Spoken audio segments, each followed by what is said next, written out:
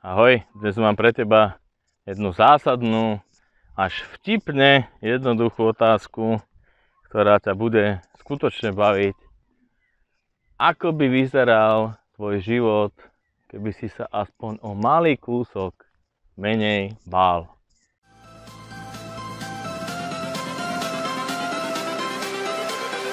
Everything changes.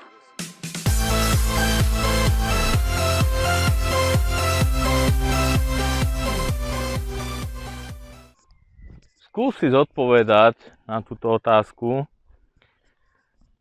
a možno ťa prekvapí, že čo skutočne všetko v sebe nosíš a neurobíš alebo nerobíš len vďaka tomu, že sa bojíš. Nechcem tu samozrejme tvrdiť, že môj strach alebo to, čo som ja prekonával, je to isté, alebo ľahšie, alebo ťažšie, alebo hoc aké v rámci tej kvantifikácie, ako to máš ty. Ale sú tam mnohé veci, ktoré sú spoločné a na ktoré si myslím, alebo som presvedčený, nie že si myslím, ja som presvedčený, hlboko som o tom presvedčený, že sú rovnaké a že sú prospešné a že sú univerzálne. Jedna z tých univerzálnych vecí je určite to, začať ten svoj strach nabúravať. Čo ak? Áno, čo ak je asi taká najčastejšia úvaha úzkostného človeka, ktorý sa bojí, človeka, ktorý má v tomto spektre problém. Čo ak? Čo ak nebudem vedieť natočiť toto video? Čo ak sa mi budete smiať? Čo ak ma bude niekto hejtovať? Čo ak mi niekto napíše, Majo, toto sú úplne kokotiny, strci ich do prdele, mňa to vôbec nezaujíma, si úplný čurák. Čo ak budeš vystavený niečomu, čo v živote potrebuješ skutočne riešiť a ty nebudeš môcť len preto, že sa bojíš a nechápeš svoj strach. A keď nabúraš otázkou, no ale čo keď nie? Čo keď existuje tá možnosť, že je to inak? Áno, ten hejt a tie komentáre, to príde tak či tak. S tým nenarobím nič, to už som zistil dávno. Ale čo ak sa nemusím cítiť tak strašne zle, ako sa cítim? Prečo? Veľmi jednoduchá odpoveď. Pretože ten svet, ten život je úplne o niečom inom, ako som si myslel. Dobrý deň. Prečo si neustále kaziť život ľuďmi, ktorí sa ti ho snažia pokaziť a sú úplne niekde inde, ako si ty? A ako som na to prišiel? No v podstate veľmi jednoducho, pretože tí ľudia napríklad, ktorí ma hejtovali, alebo ktorí ma hejtujú a snažia sa mi vysmievať, snažia tú moju hodnotu zraziť niekde nižšie na svoju úroveň,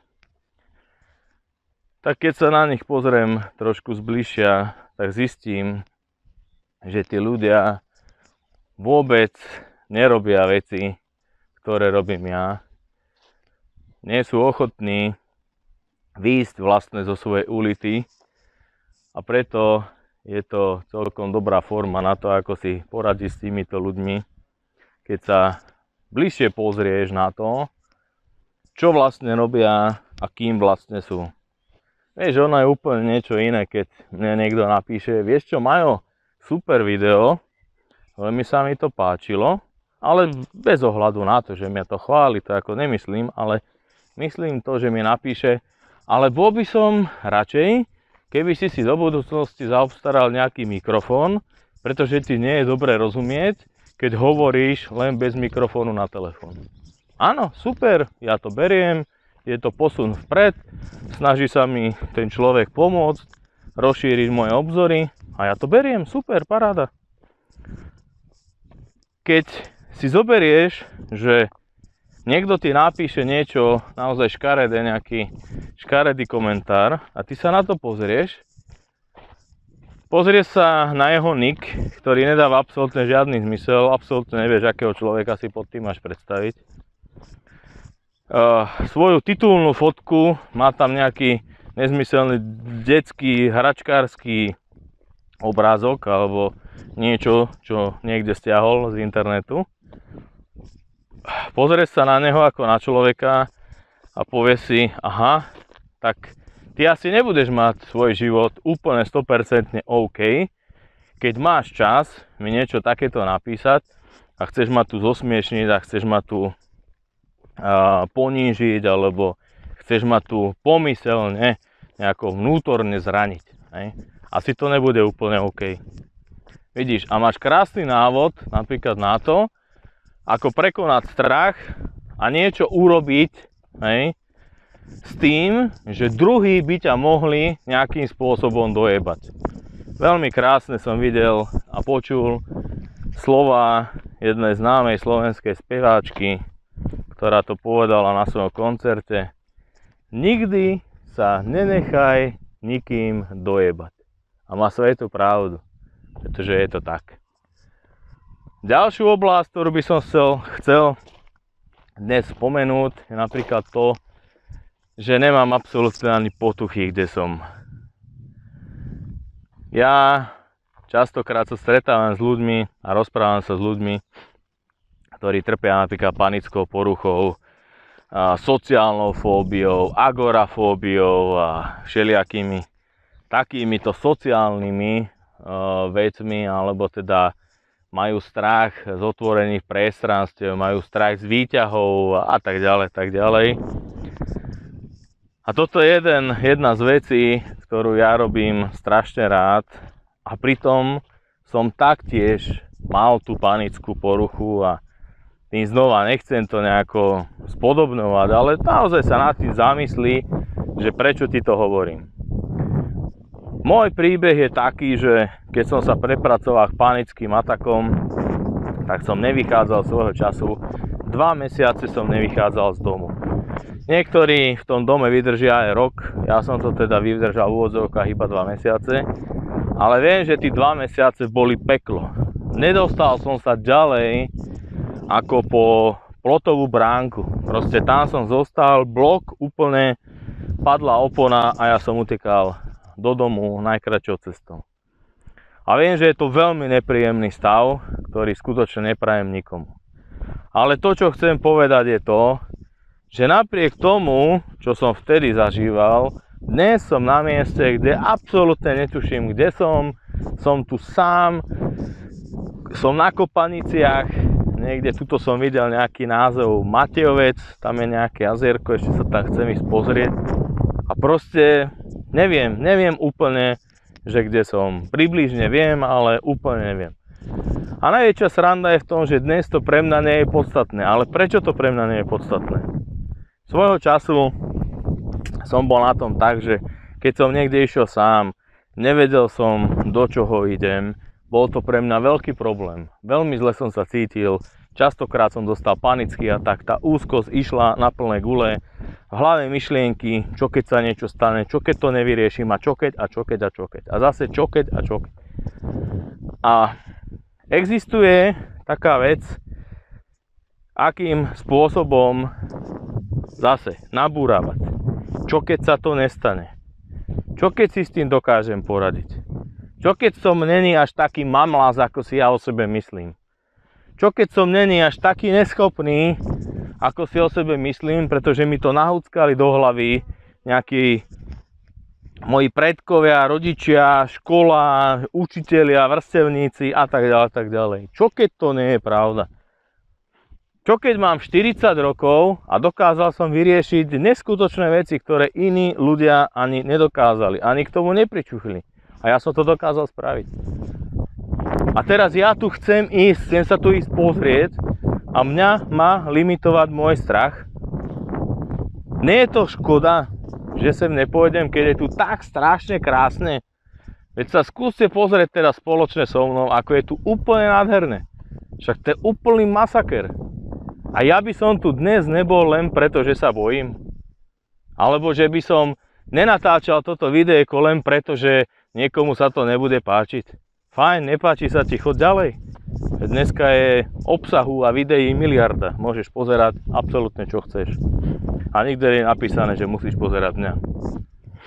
A keď sa bavíme tuto o tom mieste, prečo by som tu nemal ísť s ľahkosťou? Lenže teraz príde to zásadné, že bez toho, aby som sa snažil pochopiť a spracovať ten svoj strach, a bez toho, že by som nezačal chodiť na tieto miesta aj sám, tak by som to nikdy neprekonal. Nikdy by tá ľahkosť neprišla. Jednoducho neprišla. Môžeš sa posrať, postaviť na hlavu, môžeš urobiť čo len chceš, ale ak nezoberieš sa na miesto, kde ideš z tej komfortnej zóny, kde ti je nepríjemné, kde ti je blbo, keď sa tam nezoberieš, nezačneš skúmať, nezačneš vo sebe pátrať, nepomôžeš si a bude tam ten strach stále. Stále to tam niekde bude v tebe skryté. Mnohokrát sa stretávam s tým, no ale vieš, ja viem, odkiaľ ten strach pochádza, ja to všetko viem. Ale vieš, ja nemám ten recept, ako to prekonať. Do prdele, veď žiadny recept neexistuje. A keď to už tak chceš počuť, tak kvôli tebe áno, tak ti poviem ten recept. Keď už to chceš tak počuť, tak toto je recept. Za prvé, začni napádať tými správnymi otázkami svoj strach. Je to skutočne tak? Stalo sa to niekedy? A ak áno, čo presne sa stalo? Lebo veľmi ľahko sa môže stať, že stalo sa to, že v 3. triede si stál pri tabuli, tam ťa niekto zosmiešnil, lebo si sa nenaučil básničku a v tebe je zakorenené, že sa ti bude niekto vysmievať, ale ten problém je možno 5000, možno 10 000 rokov ďaleko. A ten problém 10 000 rokov ďaleko je v tom, že teba pomyselne tá komunita vylúčila zo svojho okolia, zo svojho kruhu a ty si zrazu v prdeli, lebo ty zomrieš. Lebo ty teraz neulovíš toho mamuta, lebo si zostal na to sám a si v ríti a neprežiješ. Nože celá sranda je v tom, že dneska už nič takéhoto neexistuje. Pretože my si toho mamuta vieme pomyselne veľmi jednoducho kúpiť v Tesku alebo v nejakom obchode. Alebo v nejakom Lidli, Carrefoure a neviem kde všade možné, čo ešte po svete existuje. Toto všetko my dokážeme dneska spraviť bez toho, že my budeme v nejakej komunite alebo nebudeme. Bez toho, či sa nám niekto smeje alebo nesmeje. Ďalšia vec, pozri sa na to, že potrebuješ ísť do tej akcie. Jednoducho, ty potrebuješ vystúpiť z tej komfortnej zóny a niečo urobiť. Niečo urobiť reálne, aby si ten skutok, ako sa hovorí, mal vybavený. Ale tým spôsobom, nie že po všetkom pôjdem po hlave, a zajtra potrebujem sa vytrepať na Mount Everest. Mne dneska úplne stačí, keď zoberiem tento kopec, že vyjdem hentam na druhú stranu. To úplne stačí. Ale bez toho, že to spravíš, tak ten zážitok v tom mozgu nezačneš transformovať na nový zážitok. Nikdy tú vychodenú cestičku, ako je tuto, tak nikdy tú cestičku nezmeníš, keď budeš chodiť stále po tej istej cestičke. Stále tu bude len táto stopa jedna a táto stopa druhá. Nebude tu nová stopa tuto vedľa, pretože ty stále chodíš po tejto. A pokiaľ stále budeš chodiť po tejto, tak ten mozog si bude spracovávať a pamätať len tie veci, ktoré tam máš momentálne teraz uložené. Tie nové zážitky tam nebudú mať šancu jednoducho prísť už len kvôli tomu, lebo sa tie zážitky nedejú. A v neposlednom rade je to aj o tom, že ty potrebuješ sa niekedy aj zdravo nasrať. Naozaj si povedať, kurva dosť, stačilo a ja jednoducho idem. Neviem ako, neviem prečo, neviem toto, neviem hento, to je jedno, ale proste idem. Aby som tu ja nebol celý život ako Lazar a potom na konci života si vyčítal a ľutoval ten čas, ktorý som tu ja na tejto planéte, ktorý mám vyhradený, presral celý život tým, že som sa neustále niečoho bál a že som neustále rozmýšľal, čo keď sa stane toto, čo keď ma nikto nebude mať rád, čo keď sa mi niekto vysmeje, čo keď mi nikto nepomôže, čo keď sa mi auto pokazí, čo keď nebudem vedieť trafiť na autobus, čo keď ma odbehne tam taxík, čo keď ja prídem niekam, hej, do práce a teraz mi nesadne tá partia, čo keď tí ľudia mi budú robiť v tej práce napriek. Čo keď. A čo tie pocity? Veď to sú úplne nepríjemné pocity, Majo. Ja viem, že sú to nepríjemné pocity. Práve preto sú nepríjemné, pretože ten život, to tvoje telo ti hlási, že kámo, stačilo a treba to zobrať do tých rúk úplne iným spôsobom, tie opraty toho života, a začať robiť veci, ktoré potrebuješ začať pre seba robiť a prestať robiť veci, ktorými si ubližuješ. Na toto je to také nepríjemné, preto to je to stále o tom istom. Nepríjemné, aby ťa to odstavilo od toho spôsobu života, ktorému ty veríš, ktorému si otrokom a z ktorého nemáš ani potuchy v úvodzovkách z počiatku, ako sa z neho dostať. A to ťa najviac desí, že ty nevieš, čo je tam. Ty to nevieš. Strašne chceš odo mňa recept, ale ty, pokiaľ nezmeníš to nastavenie, tak nikdy nevykročíš z toho svojho pomyselného väzenia. To je na toto najhoršie a niekedy aj najsmutnejšie a najstrašnejšie. Že to väzenie je pomyselné. To väzenie reálne neexistuje. Neexistujú mreže, ktoré by niekto nejaký kováč vyrobil a niekto okolo teba postavil. Tie mreže neexistujú. Existujú tvoje limitujúce presvedčenia, existujú tvoje zážitky, existujú tvoje emočné odozvy z tých zážitkov, ale to väzenie neexistuje. Je len pomyselné väzenie, ktoré ty máš vytvorené vo svojej hlave. Pokiaľ ho nezačneš nabúrávať, pokiaľ ho nezačneš chápať, ale hĺbke, nie že len aha, toto mám od rodičov a dosť, ale do hĺbky, pokiaľ nezačneš konať aj napriek tomu svojemu strachu spôsobom, ktorý je pre teba priateľný, ktorý ty dokážeš akceptovať, ale už sa cítiš blbo, už sa cítiš zle, už si vystrašený, už si nervózny, tak pokiaľ toto nezačneš robiť, bohužiaľ, nemám pre teba absolútne žiadneho lieku. Môžeš do seba pchať pirulky, môžeš do nekonečna čítať knihy, môžeš chodiť na semináre, môžeš chodiť na všelijaké terapie, môžeš chodiť medzi ľudí, ktoré majú podobné starosti a podobné problémy, ako máš ty, ale tam zostaneš do konca života.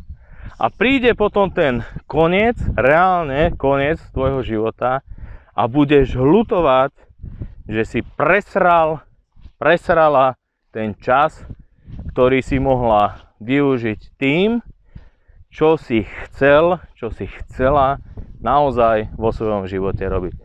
Ja ti držím palce. Maj sa krásne. Ahoj.